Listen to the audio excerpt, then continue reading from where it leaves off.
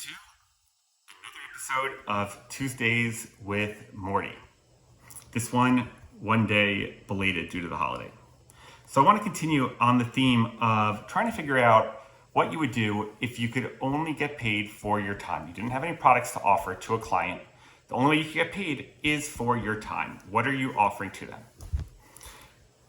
Now, I don't have the solution, but what I'm trying to do is to get you to think about this situation differently.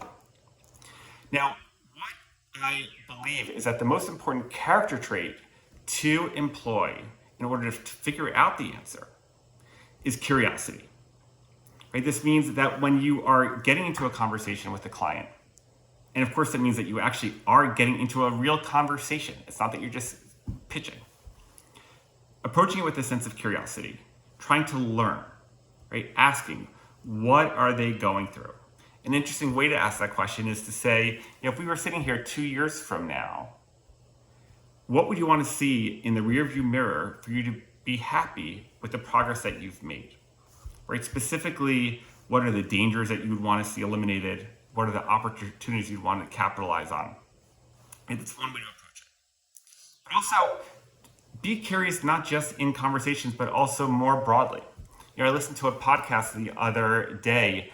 The founder of Hodis Weil is being interviewed. Hodis Weil is one of the largest fundraisers for real estate private equity firms.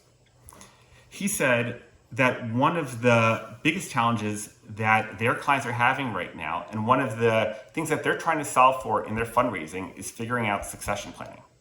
Right? Maybe the principals of the private equity firm are in their 60s or 70s.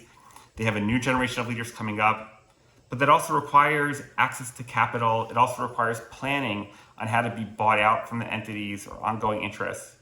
And that was very interesting. Right? It made me think, I wonder if some of our clients are also trying to figure that out. Maybe if they are, what are the connections we can make for them? Certainly, debt structuring also has a role in succession planning. So I encourage you to just approach every conversation, all of your days, with a state of curiosity. Curiosity is the doorway to understand what the real issues are that your clients are having, and starts to pave the path for what you would need to provide to them in order to get paid just for your time. And there's not just one answer. There's a million different answers to this, right? Each one of you may have a different answer. But I encourage you to just approach your days, your conversations with a state of curiosity. That's all for now. I will talk to you soon.